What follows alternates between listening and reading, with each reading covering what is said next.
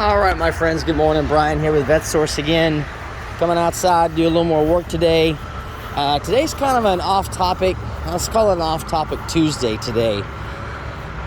Because I'm got to take care of something that, again, I don't always, 99% of my stuff I deal with is Corvettes, but today I got to take care of another car that's not a Corvette. And some of you may be familiar with if you're into the other muscle cars or cars of the 60s. So yes, this is an Oldsmobile here that I'm going to be tinkering with today, and specifically this is an Oldsmobile Toronado, not Tornado, a Toronado, which is a completely made up name that they came up with. I don't remember how about they got this, but this to me, now you guys have known me for a while if you've been watching me, I am dyed in the wool Corvette guy. I love Corvettes, every iteration. Some more than others, but I'm pretty much equal opportunity. But this thing, these Toros are probably the coolest car from the 60s. And even for me, one of the most awesome body styles I've ever seen, right?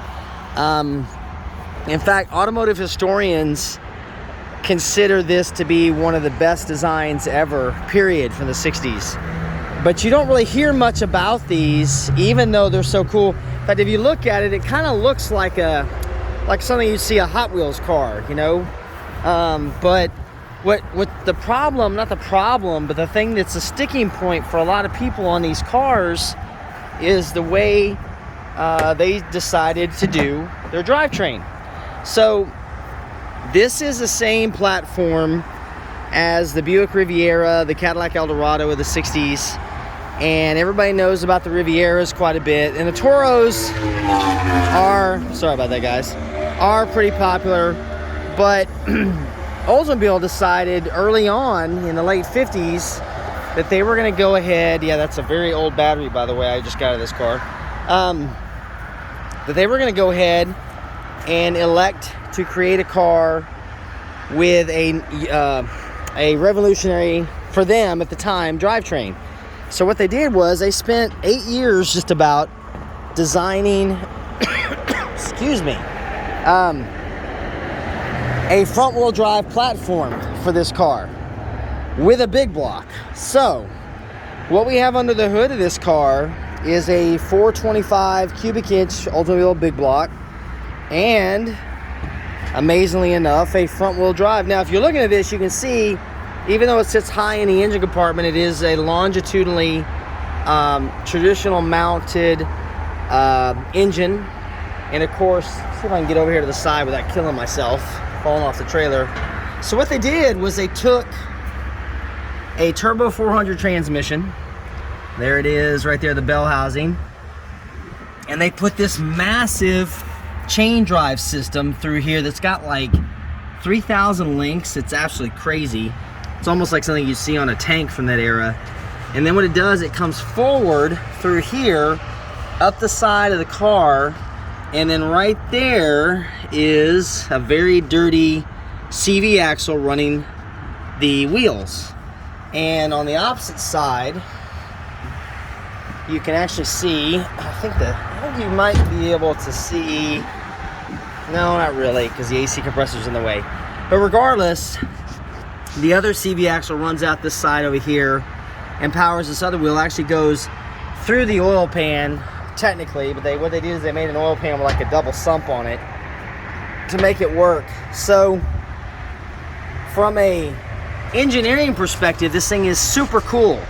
Now the other thing about this 425 engine is that it's a early Olds big block.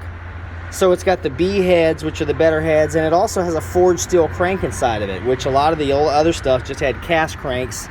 So it's extremely strong, extremely powerful. And then if you look at mid-60s cars, even Corvettes were expensive, but they were, expensive for, say, a college grad or somebody that got out of college. These cars here were on a whole nother level. So this car, I know that the sticker price on these was north of, say, $5,000 in 1966. So when you're talking $5,200, $5,500, of course with dealer add-ons even more sometimes, this was not a car for everybody. And I will say, you know, I'm used to Oldsmobiles from the 1990s and such, and they're built nowhere near the quality level these cars are. Now, unfortunately, this poor guy, and this was the beautiful color this car was at one time. Lucerne blue is what it's called. Really was a nice color. This poor car, like a lot of these cars, life gets in the way, and it just sat outside for many, many years, so it did a lot of damage to it. Package tray wise, corrosion in the windshield channels. You can see in here, I think I don't have the doors. I've got this door open, but I think it's sitting on flat tires. But just to give you a gander, like for example, right? This car has an AM/FM radio over there. You can see it. It's got a tilt telescoping steering wheel, which is really cool. No, wait, does it have telescope? I think it's got tilt, but not telescope. Then this front wheel drive allowed you to have that completely flat floor all the way across it. The other really crazy thing this car has on it that I haven't seen, it's got a power antenna for 66, which is unusual. The pop-up headlights, which are vacuum controlled. And then over here we've got, let's see if I can climb my old butt back up here again. This thing. This is cruise control. And I had to look at it for a second because I wasn't quite clicking at first. But that is an old, the first generation of cruise control made by a company called Perfect Circle. And it's actually quite rare and very hard to find, because think about cars in the 1960s that would have had cruise control. This is also a switch pitch. This actually works with the torque converter that's connected to your throttle linkage to do the downshifts on that transmission. So these two components here are quite rare pieces to come across because they just don't survive over the years. People throw them away. And then of course the other thing is the exhaust manifolds are different, they're shaped different, they go in a different direction. And of course, you know, to beg the question, what am I doing with this one? Well, if you hadn't seen before, last year I picked up another 66 Toronado in autumn gold, autumn bronze, I think that's what it's called.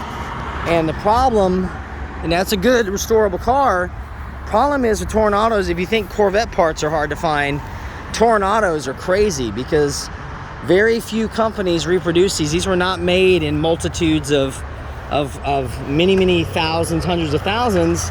And because it was a front wheel drive, a lot of people just overlooked them, really. So this car here is going to provide a lot of parts for the other one. And then what we're going to do is make the other car economically feasible to restore, because we can actually sell off a lot of stuff we don't need off this one, and then kind of reduce our overall expenses. That's a good way to look at a restoration, is you want to go ahead and reduce your expenses while you're restoring a car and make it as revenue neutral as possible. Now I know I've watched a lot of these YouTubers will do that through views on their videos, which is fine and dandy, I get it. But the truth is, with some of the sweat equity you can put into these, you can actually sometimes even come out ahead with buying parts cars. Now this is the first of two parts cars I bought. I bought this car, I bought another 66, a pair of them that were sitting next to each other, and then it also came with two extra engines on top of that. So I have 4 425 engines, 2 complete Tornados, and all the associated rare parts that come with it. So this should be a fairly good parts bonanza, if it will. And I won't mix this in normal content, but I will probably do videos on tearing this one down, just instructional for the guys that may have a Toronado and are confused on how certain the items come apart on these cars. But I thought it'd be fun just to kind of, you know, show you guys some of the other side of what's out there beyond a Corvette. And for me, right, I like most cars. I'm kind of getting, the new cars are kind of tedious to me because there's way too many electronics on them. You almost have to be, you're more of a computer engineer than you are a gearhead working on them. But you know, look at even like this, a car like this, right, with that hump, that curve right there. I mean, this is a 2-door car, but it'll seat 6 people. The sad part about it is that the values have lagged behind on them because it's a front wheel drive. So everybody thinks they're not very fast. And what's actually amusing, this car weighs 4,700 pounds and some change. And this sucker with that 400 horsepower almost motor will run a quarter mile in under 16 seconds. So with the front wheels burning down, you can actually do a massive burnout with these things. They love them up north in the snow country because they got plenty of traction. There have even been companies that'll take these and cut them behind the doors and make these crazy contraptions like car trailers out of them, built-in car haulers, all kinds of stuff. So it's a neat car, and I'll be honest with you, the thing I think that's always attracted me, because if you look at the front end of this, and I know my kids think I'm crazy, but I think George Lucas was inspired by these cars for some of the design of the Stormtrooper, the helmets. Something about it reminds me so much of Star Wars. I can't quite put my finger on it. Maybe you guys know better. But anyway, this will be what added into the rotation of videos I come out with. I mean, look, there's that shot right there, that front end. Imagine that coming down the road at you. So, anyway, guys, that'll do it for today. I got other things, like I said, I got to go offload this thing, put some air back in the tires, and get this over to the storage place so I can leave it for now. But I'll be back later on this week, and we'll check with you then. Thanks for watching, guys.